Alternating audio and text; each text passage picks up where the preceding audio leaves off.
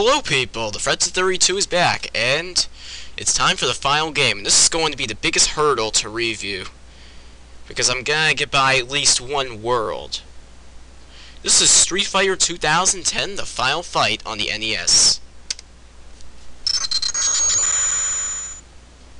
I should probably X out everything else. Let's get to the title screen. Or the intro. Time for a little background, eh?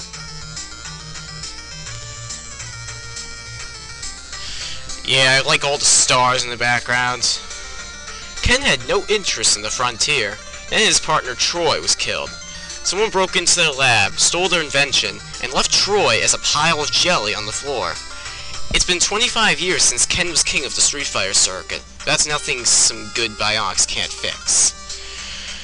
So far, it doesn't really have much to do with Street Fighter, but this came before Street Fighter 2, so you shouldn't expect much. Fortunately, the killer's path is pretty easy to trace. Even every frontier world the killer visited became quickly infested by Troy and Ken's remarkable cyberplasm.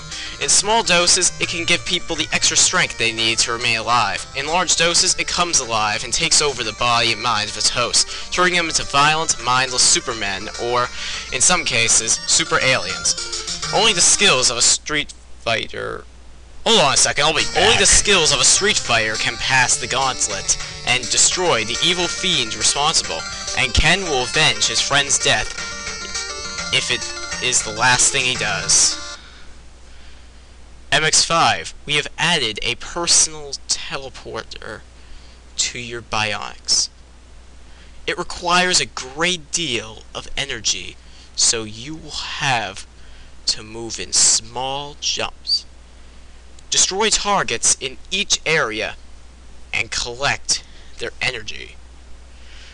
When you have enough power, the interdimensional door will open automatically. Yeah, I'm going to use save states this time. Time for World 1.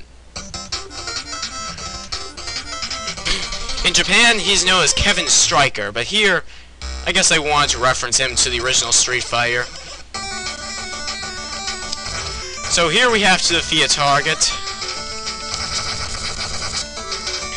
And here, this is kind of like...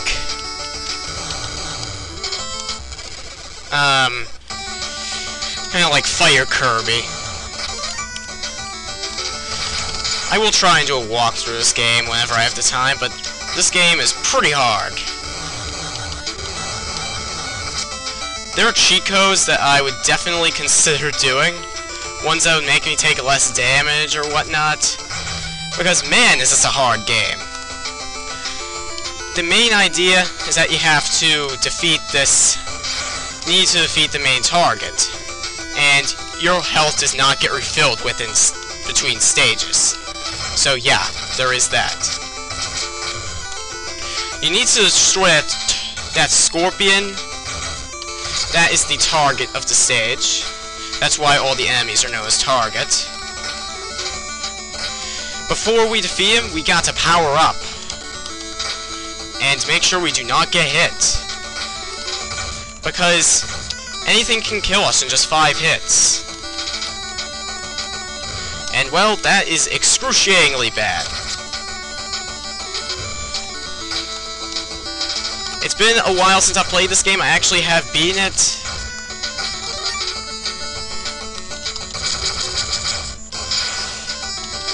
Alright.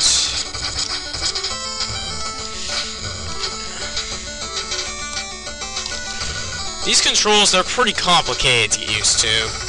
Believe me, they are. I have actually beaten this game before. When you press down, you do like this diagonal shot, and it seems to be a little more powerful.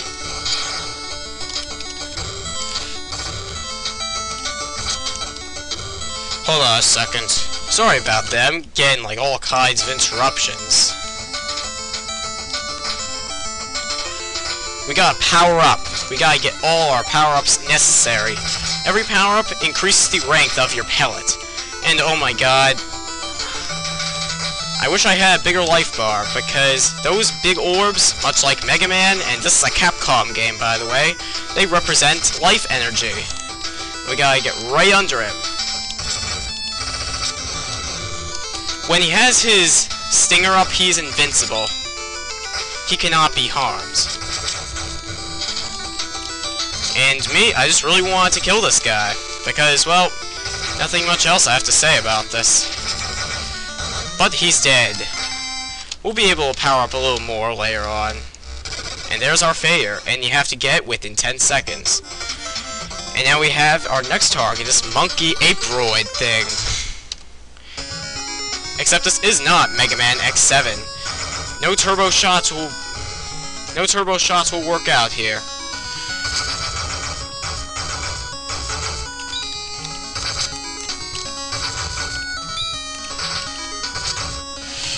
Alright. No, I'm not gonna make it. At least you can do a wall jump like Mega Man X or whatnot. Yeah. That was kinda close. And like I said, I have beaten this game before. Here, we have to beat a certain enemy. Or no. Sometimes enemies will appear in this room, but in this first section, they don't appear. Now we have a side-scrolling room. In the meantime, we can power up. Mega Man 4 title, anyone? That's kinda what I think it sounds like. These things right here, you can land on them. But if you stand on them long enough, they will explode, I think. Yeah.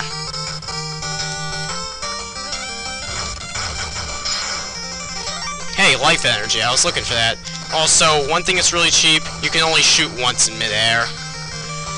So don't count that as a complete foolproof strategy on how to get through this unscathed.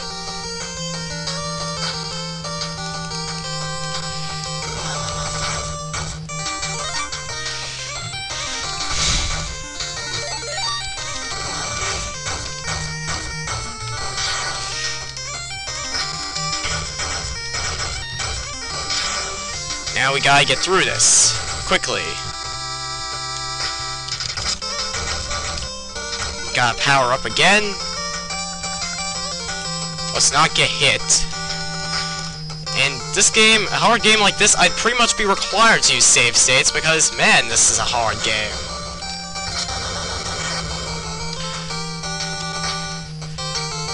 This guy right here, he takes 2 hits to kill, but, aw, he had a life energy. Let's see if he drops another one. Aw, that was a large one. He dropped another large energy. I don't think I would have been able to get it otherwise. Oh, there we go. Now we're at full health.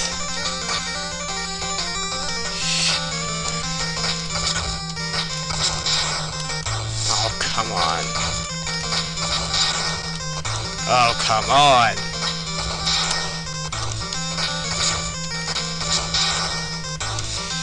Just grab onto the wall. Oh. So, I guess you have to push jump. Yeah, you do have to push jump. Okay. Alright, we have our next power-up. Gotta get one more. Then we'll be at full power-up. There we go. We are now at full power-up. We have full range. And now we have our target. After this, I think I'll just call it. Because it's a pretty hard, long game. He likes to drop these stones that will somehow kill you. Gotta get out of the way. Everything takes the same amount of damage away from you. Gotta get away from everything. And I think if you're at full health, everything that hits you takes away 1 piece of power-up. But I've only experienced this at full health.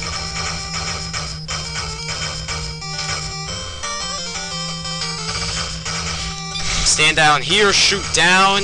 Gotta get out of the way if you can. Nah, that wasn't good enough. There we go.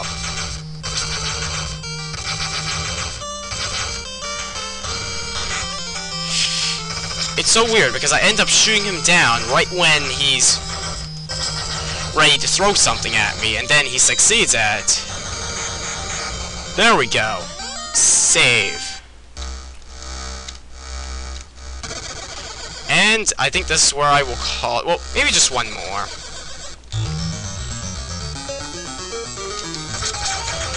Gotta kill enough of these guys so you can get enough open.